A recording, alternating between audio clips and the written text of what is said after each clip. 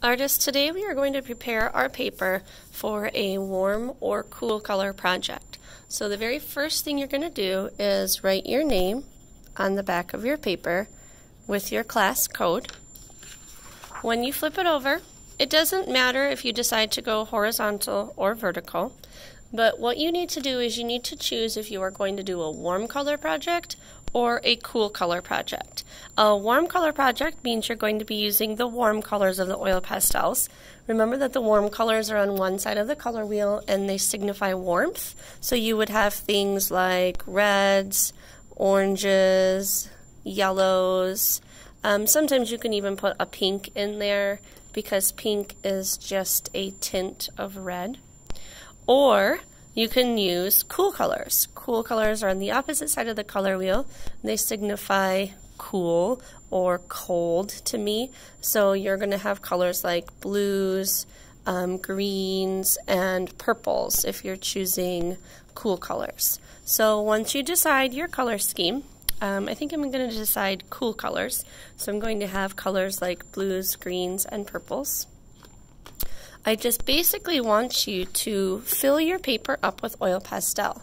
But this is going to become a scratch art project. So when you are doing your oil pastels, you have to make sure that you are pushing hard enough to build up a really thick, waxy surface. So for example, you can fill this paper up any way you want, any design you want. Sometimes I think it's fun to repeat shapes, so I'm going to repeat some circles in some places. I'm going to show you the difference between the oil pastels. So this is a nice, thick, built-up layer of pastel. I don't see any white paper through it. I've pushed hard enough, and it's built-up pastel. This right here, this is not a heavy layer of pastel. You can still see the paper through this part of the pastel. So this would not work well for our scratch art project. But if I push a little bit harder and I get that bold, heavy pastel in, that's what I'm looking for. So I'm going to just maybe start with some circles. And I'm going to add my cool colors to my paper. And I am using a messy mat to protect my table. I'm also wearing long sleeves right now, and so I'm going to make sure that I push my sleeves up so that way I don't get oil pastel on my sleeves. Oil pastel is kind of a messy thing to use. So I'm just going to continue using just my cool colors. Remember, you have a choice to just use cool or warm colors. And I'm going to completely fill in this paper with a bold, heavy layer of oil pastel. The goal is to not have any white paper showing or very minimal white paper showing, because this will really help when we get to the scratch art step. And you can see that it's okay to kind of layer your pastels. If one color kind of overlaps another, that's okay. They do kind of blend in nicely. So I'm going to continue this over my whole paper. And you can decide how you want to fill your paper in, as long as you have chosen a color scheme of warm or cool, so not both, and you're filling it in with heavy pastel, then you are following that criteria. You will know that you're finished with the oil pastel step when you have completely filled your paper in with warm or cool colors and you've used a nice thick heavy oil pastel, so that way you have minimal white paper showing. Our next step is to use black acrylic paint to create a horizon line and some winter tree silhouettes. So you need to decide if you're going to do a vertical or a horizontal project. If you are doing a vertical project, you will have one horizon line and one large winter tree. If you are doing a horizontal project, you will have one horizon line and probably 2 or 3 winter trees. For this particular project, it's a scratch art project. You're going to be scratching away the colors underneath of the paint. So I like to do a vertical project. So the very first thing that we're going to do is we're going to create our horizon line. And our horizon line looks best if it's not a perfect straight line.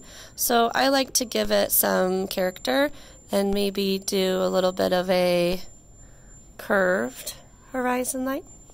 And when you do your horizon line, I want you to leave enough room on the bottom here because you're actually going to be scratching away your name down here. And you're going to just fill that in with black acrylic paint. And you want kind of a thin layer. You don't want your acrylic paint to be really thick or bumpy. You want a nice thin layer so that it's easy to scratch away when we get to that part. So I'm just going to completely fill in this horizon line with a nice thin layer of black acrylic paint. Once you have your horizon line, you're going to move on to the trunk of your tree. The trunk of your tree needs to touch the horizon line. And when you think about a winter tree, you're probably going to have a wider base, and it's going to be skinnier towards the top. And we're going to go about halfway up. So I'm going to start maybe here and come down. And then what we're going to do is we're going to use the letter V to help us build our branches. So I'm going to start here with a letter V. And then I'm going to extend that V. And what I've just created are 2 branches that extend out from the middle of my trunk. So I'm going to go ahead and fill those in so I can see them better. Okay, from here I can do that again. I can use the letter V, putting it on top here, and I am extending it. That helps me create realistic winter tree. Winter trees don't have leaves on them usually unless they're an evergreen or a pine. And I can continue going out. So if I want to add some branches over here, I'm going to use that letter V to help me.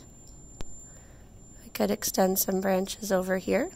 This time the V is kind of on an angle. I'm going to extend those out. And I want you to continue with that letter V until you have the amount of branches that you would like to have for your tree. I like to have some of my branches touch the top, and some of my branches are not going to. There's that letter V again. There's another letter V. There's another V. This V is on the side, but I have another letter V there. Once you're satisfied with the branches of your tree, make sure that the rest of your tree is filled in with that single layer of black acrylic paint. And we want it to extend all the way down into that horizon line. Now we just need to wait for this black paint to dry before we work on our final step, which is the scratch art process.